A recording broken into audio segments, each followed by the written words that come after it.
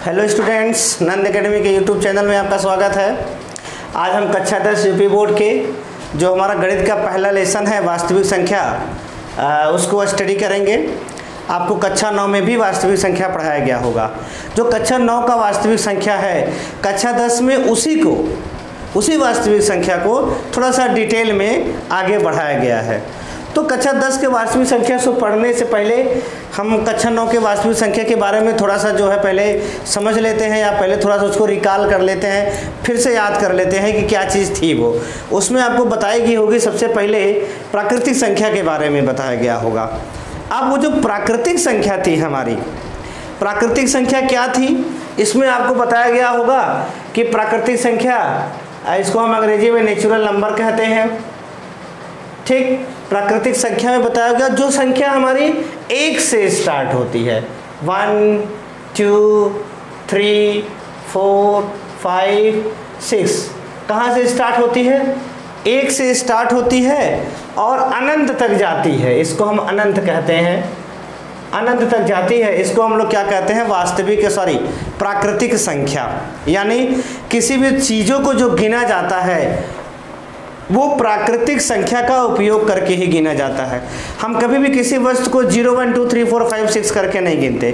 हम जब भी गिनते हैं 1 2 3 4 5 6 7 8 करके गिनते हैं। इसलिए प्राकृतिक संख्या जो होती है, इसको हम काउंटिंग नंबर्स यानी गिनती की संख्या भी कहते हैं।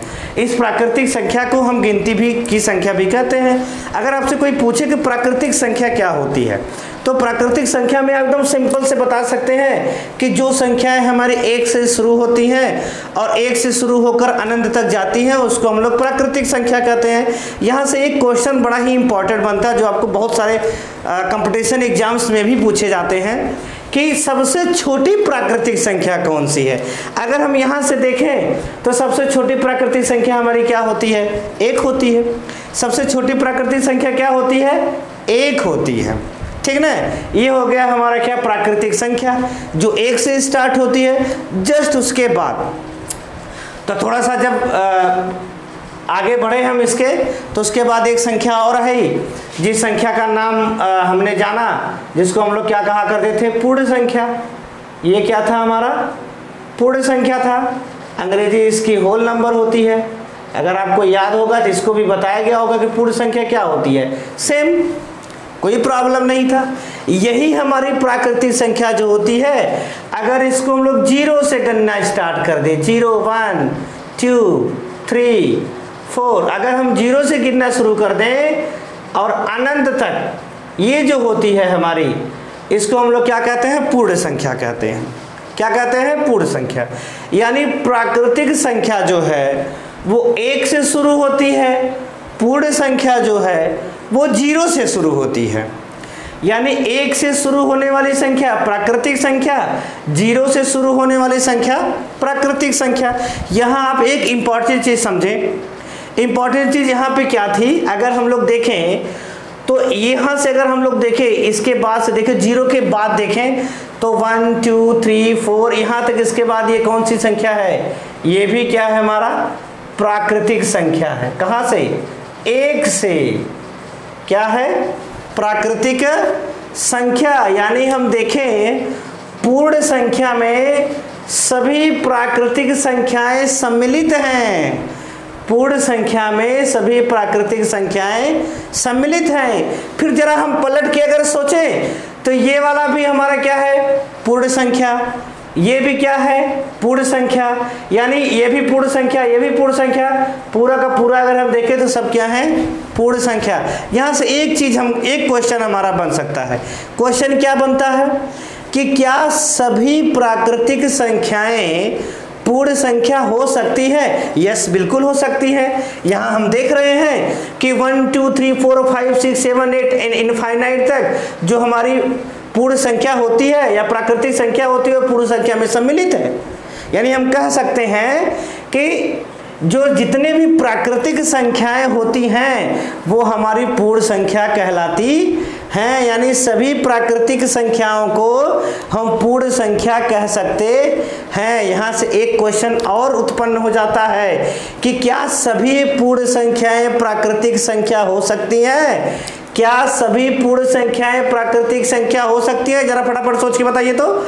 ये अब यहाँ पे हम देखते हैं 0 1 2 3 4 5, यहाँ पे 0 है, यहाँ पे 0 नहीं है। इसका मतलब सारी की सारी पूर्ण संख्याएं प्राकृतिक संख्या नहीं हो सकती। हो क्या सकता है कि सभी प्राकृतिक संख्या पूर्ण संख्या हो सकती है, लेकिन सभी पूर्ण संख्या प्राकृतिक संख्या नहीं हो सकती। अब यहाँ पे सबसे छोटी पूर्ण संख्या की बात आ जाए, सबसे छोटी पूर्ण संख्या क्या होती है? तो हम सिंपल कह सकते हैं 0। सबसे छोटी पूर्ण संख्या कितनी होती है? 0। कितने क्वेश्चन बने? सबसे छोटी प्राकृतिक संख्या 1 होती है। क्या सभी प्राकृतिक संख्याएं पूर्ण संख्याएं होती हैं? अवश्य होती हैं। क्या सभी पूर्ण संख्याएं प्राकृतिक संख्या हो सकती हैं? बिल्कुल नहीं हो सकती। क्या शून्य पूर्ण सबसे छोटी पूर्ण संख्या क्या होती है? शून्य को कहेंगे। अगली चीज जो थी हमारी, इसी कड़ी में हमने आगे भी पढ़ा था, जिसका नाम हमने दिया था पूर्णांक। ये क्या था? पूर्णांक, जिसको हम लोग अंग्रेजी में कहते हैं इंटीजर। ये क्या होता है? इंटीजर होता है। अब देखिए पूर्णांक क्या होता है हमारा? यही सारी चीज 0 1 2 3 कहाँ तक? अनंत तक। फिर यही हम इधर बढ़ा दें -1 -2 -3, ये भी कहाँ तक? अनंत तक। ये होती है हमारी क्या? पूर्णांक। नाम से स्पष्ट है, पूर्ण अंक, पूरा अंक। यानी यहां से अगर हम लोग देखें तो ये है हमारा क्या? प्राकृतिक संख्या। क्या है ये? प्राकृतिक संख्या। यहां से देखें तो ये क्या है? पूर्ण संख्या। देखिए क्वेश्चन क्या क्या बन रहे हैं। देखिए जितनी प्राकृतिक संख्याएं हैं सभी पूर्णांक में सम्मिलित हैं, जितनी पूर्ण संख्याएं हैं सभी पूर्णांक में सम्मिलित हैं। यानी हम कह सकते हैं कि सभी प्राकृतिक संख्याएं पूर्णांक होती हैं, सभी पूर्ण संख्याएं पूर्णांक हो सकती हैं। यानी सभी प्राकृतिक संख्या, सभी पूर्ण संख्या सब मिलकर क्या बन जाते हैं? पूर्णांक बन जाते हैं। पूर्णांक क्या होता है? ऐसी संख्या जो माइनस अनंत से शुरू होकर शून्य सहित प्लस अनंत तक जाए, या माइनस अनंत से लेकर शून्य सहित प्लस अनंत के बीच में जितनी भी संख्याएं होती हैं, सब संख्या को हम लोग क्या कहते हैं?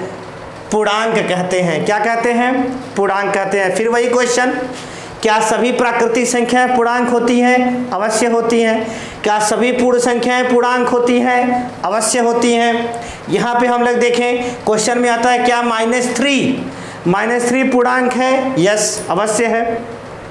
तो ये सारी चीजें हमारा क्या हो गया? प्राकृतिक संख्या हो गया, पूर्ण संख्या हो गया और पूर्णांक हो गया। अगली कड़ी में, इसी कड़ी में एक बड़ी इंपॉर्टेंट चीज आप लोग और पढ़े होंगे, जिसका नाम था परिमेय संख्या। क्या नाम था? परिमेय संख्या, रेशनल नंबर। क्या था हमारा? Rational number. क्या था? Rational number. ठीक है। अगर हम परिमेय संख्या की बात करें, ये क्या होता है? परिमेय संख्या को समझने के लिए आपको याद होगा तो छोटी सी एक चीज बताई गई होगी। कोई भी नंबर जो होता है हमारा P/Q के रूप का हो, कोई भी नंबर हमारा किसके रूप का हो? P/Q के रूप का हो, जहां बताया गया होगा कि जहां P और Q क्या हो? एक पूर्णांक हो। P और Q क्या हो? एक पूर्णांक हो, तथा Q जो हो शून्य के बराबर न हो। यानी PQ पूर्णांक भी हो, Q शून्य के बराबर न हो, तो उसको हम लोग क्या कहते हैं? परिमेय संख्या कहते हैं। Q शून्य के बराबर न हो, इसका क्या मतलब हो सकता है? जैसे हमारे पास एक नंबर है, बहुत अच्छी चीज बताने जा रहे हैं, थोड़ा ध्यान दीजिएगा इस पे। जैसे हमारे पास 1 है, हमने ये कहा, हमने आपसे क्या कहा कि 0 को 1 से डिवाइड करिए। जब हम 0 को 1 से डिवाइड करते हैं, भाग देते हैं, तो क्या आता है? सोचिए और सोच के बताइए। इसी कड़ी में अगर हम देखें 0 को 2 से डिवाइड करें तो क्या आएगा? अगर हम 0 को 3 से डिवाइड करें तो क्या आएगा? हम देखें तो अगर 0 को हम लोग 1 से डिवाइड करेंगे कुछ नहीं आने वाला, रिजल्ट हमारा फिर क्या आएगा? फिर 0। सारे के सारे रिजल्ट हमारे क्या आएंगे? 0। यानी हम यहाँ देखें तो ये शून्य आएगा, ये भी क्या आएगा? शून्य आएगा, और ये भी क्या आएगा? शून्य आएगा। यानी अंश हमारा शून्य है। हर हमारा कोई भी नंबर हो, चाहे जो नंबर हो, तो वो रिजल्ट हमको क्या मिलेगा? शून्य मिलता है। एक चीज। दूसरी चीज सोचिए, अब यही अगर हम ऐसे कह दें कि 1 को 0 से भाग दीजिए, 2 को 0 से भाग दीजिए, 3 को 0 से भाग दीजिए। 1 को 0 से भाग देने का मतलब कैसे? कहने का मतलब ये है कि हमारे पास नंबर है 1 और हम डिवाइड कर हमारे पास नंबर है 1 और डिवाइड करते हैं हम उसको 0 से। हम जब 4 को डिवाइड करते थे 2 से तो हम ऐसा टेबल पढ़ते थे कि 4 के इक्वल आता था 2 दूना 4, यहाँ पे क्या आता था? 0। हम इसका डिवीजन बड़ी आसानी से कर लेते थे। लेकिन जब यहाँ हम 0 का ऐसा टेबल पढ़ें, हम 0 का ऐसा टेबल पढ़ें कि 1 आए, कैसे पढ़ सकते हैं? 0 1 का 0 आ जाएगा, 0 1 बच जाएगा। नहीं पढ़ना, आगे बढ़ना है। 0 2 जा 0। बड़े होशियार बने हम। कोई हमसे कह दिया कि 100 लेके जाइए, तब भी यहाँ पे 0 आया। यानी किसी भी सिचुएशन में हम 0 का चाहे जितनी बार टेबल पढ़ें, चाहे जितनी बार पहाड़ा पढ़ें, यहाँ पे आने वाला क्या है? 1 बच ही जाएगा। यानी हम इसको डिफाइन नहीं कर सकते, इसको हम परिभाषित नहीं कर सकते। इसीलिए इसकी जो वैल्यू आती है इनफाइनाइट, इसको बोलते हैं अपरिभाषित। इसको ना आपके सर जी परिभाषित कर सकते हैं, ना कोई कर सकता है, कोई नहीं कर सकता इसको परिभाषित। इसलिए इसको बोला जाता है अपरिभाषित, इनफाइनाइट बोला जाता है, अनंत बोला जाता है। इसलिए यहाँ पे बताया गया कि P और Q, जहाँ PQ एक पूर्णांक है, सही है, तथा Q 0 के बराबर ना हो। यहाँ देखिए, अगर Q हमारा 0 के बराबर होता है तो हमको रिजल्ट क्या आता है? अपरिभाषित। लेकिन हमको रिजल्ट चाहिए क्या? परिमेय संख्या। तो परिमेय संख्या के लिए बड़ी ही बेहद जरूरी चीज है कि हमारा Q शून्य नहीं होना चाहिए। Q शून्य किसी भी कंडीशन में नहीं होना चाहिए। अब जैसे एक छोटी सी ट्रिक हम आपको बताते हैं परिमेय संख्या को पहचानने की, बड़ी आसानी से आप पहचान सकते हैं। जैसे हम देखें, हम पूर्णांक की बात करें, अगर आपको सीधे सीधे हम आपके पूर्णांक की बात करें तो ये हमारा 1 2 3 4 5 ये हमारा एक प्राकृतिक संख्या है। जैसे हम देखें, ये हमारा क्या है? प्राकृतिक संख्या। 1 2 3 4 ये सब प्राकृतिक संख्या है। क्या हम इसको अपान 1 लिख सकते हैं? इसको अपान 1 लिख सकते हैं, इसको अपान 1 लिख सकते हैं, बिल्कुल लिख सकते हैं, कोई दिक्कत नहीं है। हम चाहे 1/1 कहें, चाहे 2/1 कहें, चाहे 3/1 कहें, चाहे 4/1 कहें, कोई मतलब नहीं है, सबका आंसर एक ही है। 1/1 कहेंगे तब वो 1 आएगा, 2/1 कहेंगे तब वो 2 आएगा, 3/1 कहेंगे तब वो 3 आएगा, 4/1 कहें तब वो 4 आएगा। यानी हम लिख सकते हैं इसको। अगर इसको प्राकृतिक संख्या का जो परिमेय संख्या का जो हमारा कंडीशन था उससे अगर हम उसका रिलेशन करवाएं, उससे संबंध करवाएं, तो ये हो जाएगा हमारा P और ये हो जाएगा हमारा Q, और ये हो गया हमारा P, ये हो गया हमारा Q। अगर देखें तो कुल मिला के हो गया P/Q। और देखें Q हमारा जो है वो 1 है, 0 नहीं है। अगर Q हमारा 1 है तो हम कह सकते हैं PQ एक पूर्णांक है, Q शून्य नहीं है। PQ एक पूर्णांक मतलब देखिए 1 हमारा पूर्णांक में मिलता है, 1 भी हमारा पूर्णांक में मिलता है, यानी PQ पूर्णांक है और Q शून्य नहीं है। इसका मतलब हम कह सकते हैं कि 1/1 क्या है? परिमेय संख्या। या हम कहें तो 1 भी क्या हो सकती है? परिमेय संख्या। इसी प्रकार 2 भी हमारा परिमेय संख्या, 3 भी हमारा परिमेय संख्या, 4 भी हमारा परिमेय संख्या। यहां देखें तो सारी की सारी प्राकृतिक संख्याएं हमारी परिमेय संख्या। अब बात आती है इधर, देखें जरा, क्या हम -3/1 -2/1 -1/1 को परिमेय संख्या कह सकते हैं? चेक करके देख लेते हैं। जैसे हमारे पास -3/1 आ गया।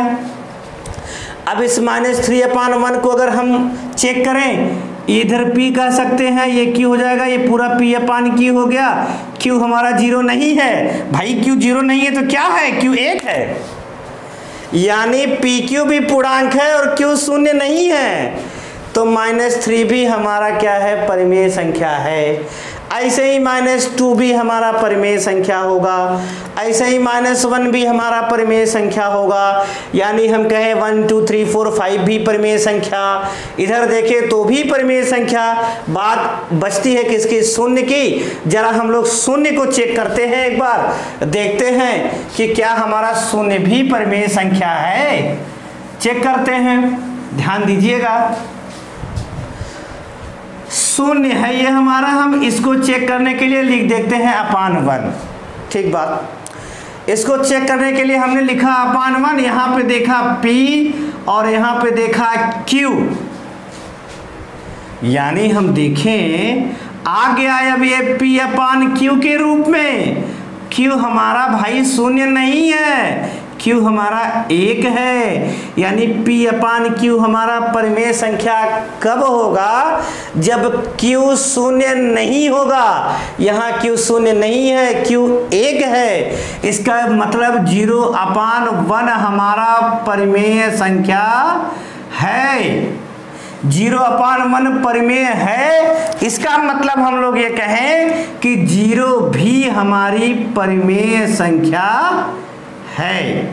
0 भी हमारी परिमेय संख्या है। सिंपल, अगर यहां से हम लोग सोचें 1 से स्टार्ट करें, सभी की सभी परिमेय संख्या, पूर्ण को स्टार्ट करें, ये भी परिमेय संख्या, पूरे नंबर को चेक करें, अगर इधर से उधर सब चेक करते हैं, सारी की सारी परिमेय संख्या।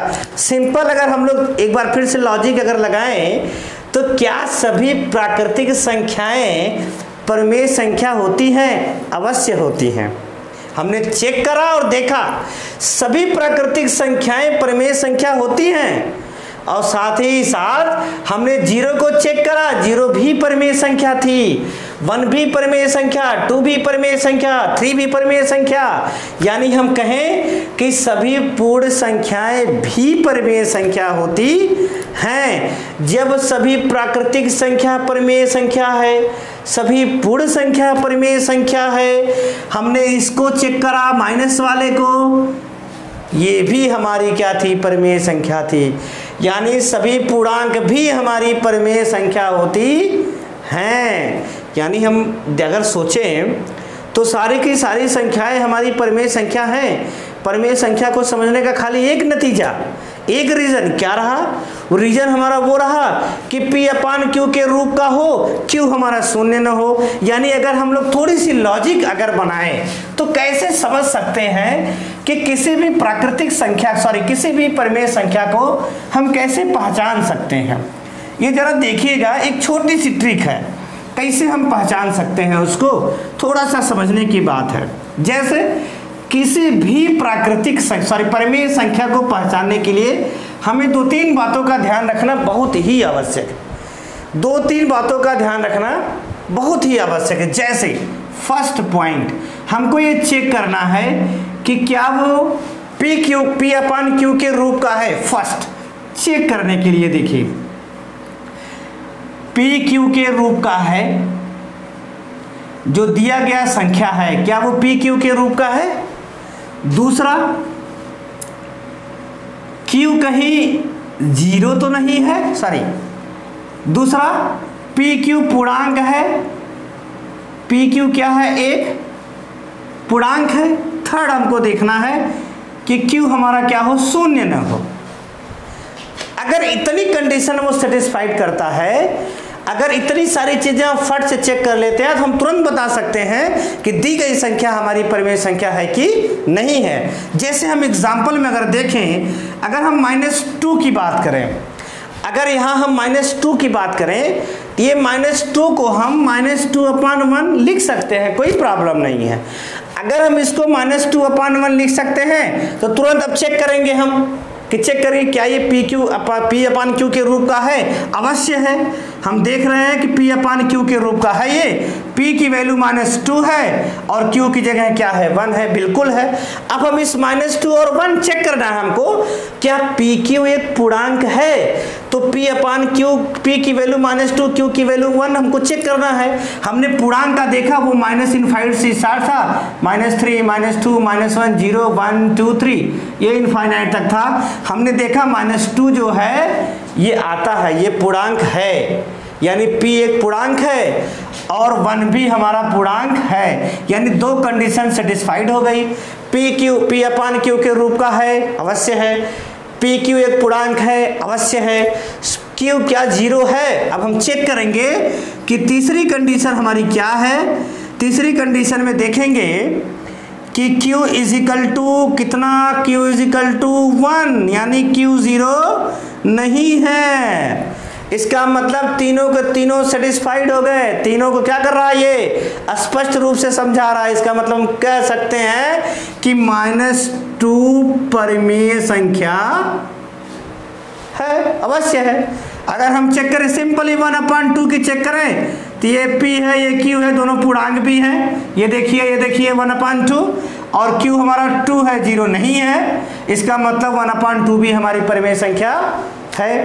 अगर कई चीज़ों में हम लोग देखें 1/2, -3, 4/5, 1/6, -2, 0, 1, चेक करिए सब में कौन से परिमेय संख्या कौन नहीं। ये भी परिमेय संख्या है, अवश्य। ये भी है, ये भी है, ये भी है, ये भी और ये भी, सारे के सारे परिमेय संख्या है। अगर हम यही 1/0, 5/0, -3/0, -8/0, 100/0 की बात करते हैं, 110/0 की बात करते हैं, इसमें से कोई भी परिमेय संख्या नहीं है, क्योंकि P/Q के रूप का है, अवश्य है। हम चेक करेंगे, ये P है, ये Q है, अवश्य है।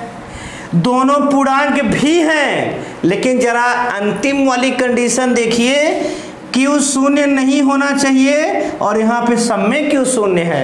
इसका मतलब ये परिमेय संख्या नहीं है।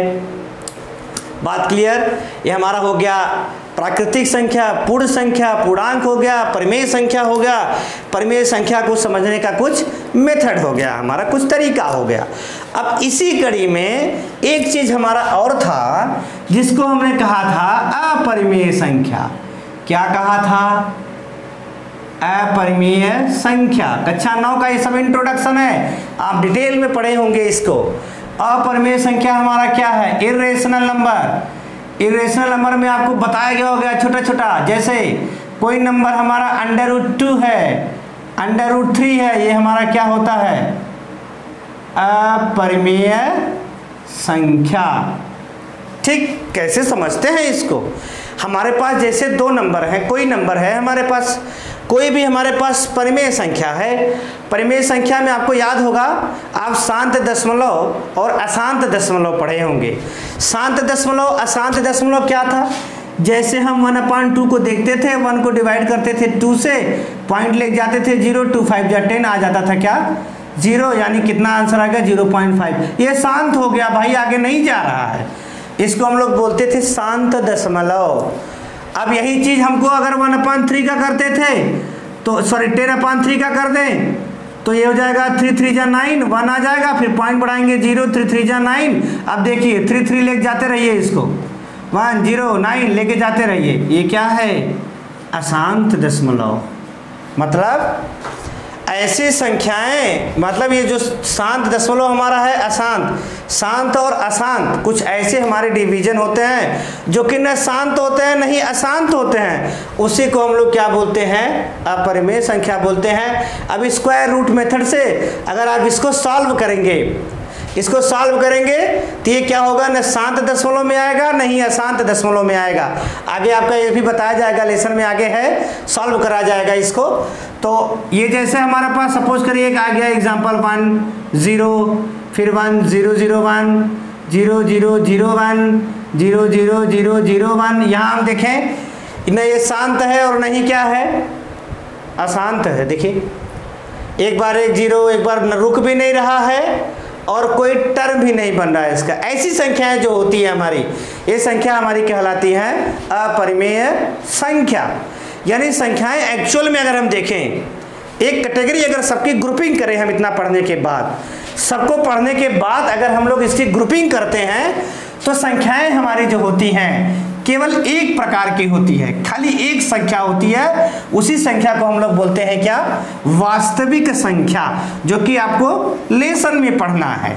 ये जो वास्तविक संख्या होती है, इस वास्तविक संख्या की जो होती है ये कैटेगरी होती है 2। ये जो वास्तविक संख्या है हमारी, ये वास्तविक संख्या 2 पार्ट में डिवाइड है। जैसे अगर हम यहाँ से देखें तो ये हमारा वास्तविक संख्या, वास्तविक संख्या के 2 पार्ट। एक पार्ट हमारा क्या है, परिमेय संख्या, और एक पार्ट हमारा क्या है, अपरिमेय संख्या। एक पार्ट हमारा क्या है, अपरिमेय संख्या। अब एक परिमेय संख्या हो गया, दूसरा वाला हमारा क्या हो गया, अपरिमेय संख्या हो गया। अब यहाँ से परिमेय संख्या और अपरिमेय संख्या की अगर हम लोग बात करेंगे तो ये हमारी कई कैटेगरी में डिवाइड थी, जिसको हमने प्राकृतिक संख्या कहा था, पूर्ण संख्या कहा था, और उसके बाद क्या कहा था, पूर्णांक कहा था, और लास्ट में हमने एक नाम और दिया था इसका, जिसको हमने क्या कहा था, परिमेय संख्या। सॉरी ये 3 कैटेगरी में। परिमेय संख्या हमारी कितने में डिवाइड थी, 3 कैटेगरी में। और अपरिमेय संख्या में एग्जाम्पल हमारे क्या हुआ करते हैं, √2 हो गया, √5 हो गया, √7 हो गया, 0.1 हो गया, 0.01 हो गया। ये सारे जो होते थे हमारे क्या होते थे, अपरिमेय संख्या। हमने प्रूव करा था क्लास 9th में, पाई भी हमारी क्या होती है, अपरिमेय संख्या। जबकि 22/7 जो होता है हमारा, ये क्या होता है, परिमेय संख्या। ध्यान दीजिएगा, क्वेश्चन में बहुत आता है, बहुत एग्जाम में पूछा जाता है कि 22/7 परिमेय संख्या है कि अपरिमेय संख्या है। 22/7 परिमेय संख्या है, लेकिन पाई हमारा क्या है, वो अपरिमेय संख्या है। ठीक, अब ये हो गया हमारा वास्तविक संख्या का कुछ इंट्रोडक्शन। अब वास्तविक संख्या के बारे में हमने इतनी सारी चीज़ें जानी जो कि क्लास 9th में बहुत बेहतर तरीके से ब्रीफ में पढ़ाया गया होगा। अब जो क्लास 10th में हमारा परिमेय संख्या वास्तविक संख्या, इसी को थोड़ा सा आगे बढ़ाया गया है, जिसमें से एक बड़ी ही इंपॉर्टेंट टॉपिक, जो पहली टॉपिक है हमारी, जिसको हम लोग कहेंगे डिविजिबिलिटी, जिसका नाम है विभाज्यता। क्या नाम है इसका, विभाज्यता, डिविजिबिलिटी, जिसको यूक्लिड ने दिया हुआ है डिविजिबिलिटी। इसको हम लोग सबसे पहले स्टार्ट करेंगे। ठीक, जिसको हम लोग अगले वीडियो में पढ़ेंगे। Thank you.